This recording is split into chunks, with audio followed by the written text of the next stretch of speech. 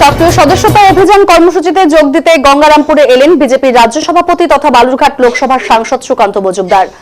সোমবার গঙ্গারামপুর ব্লকের বেলবাড়ি গ্রাম পঞ্চায়েতের মহারাজপুর এলাকায় বিজেপির পক্ষ থেকে এদিনের এই সক্রিয় সদস্যতা অভিযান কর্মসূচির আয়োজন করা হয়েছে। এদিনের কর্মসূচিতে বিজেপির রাজ্য সভাপতি সুকান্ত মজুমদার ছাড়াও উপস্থিত ছিলেন জেলা বিজেপির সভাপতি স্বরূপ চৌধুরী, বিজেপি নেতা গৌতম রায়, অশোক বর্ধন, বাপি সরকার, তাপস চন্দ্র রায় সহ অন্যান্য বিজেপি কার্যকর্তা এবং দলীয় কর্মীরা।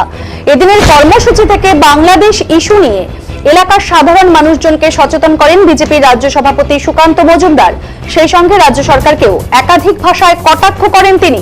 পাশাপাশি সদস্যতা অভিযান নিয়ে দলীয় নেতাকর্মীদের শুভেচ্ছা জানিয়েছেন সুকান্ত মজুমদার।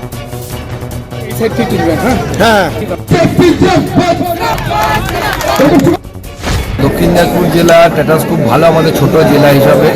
এই জেলায় মাত্র 26খানা মণ্ডল, তবুও আমরা 1.5 লক্ষের বেশি, গতকালই 1.5 লক্ষ পার হয়ে গেছে আমরা। 1,53,000 গতবার কাল ছিল, আজকে আরও বাড়বে।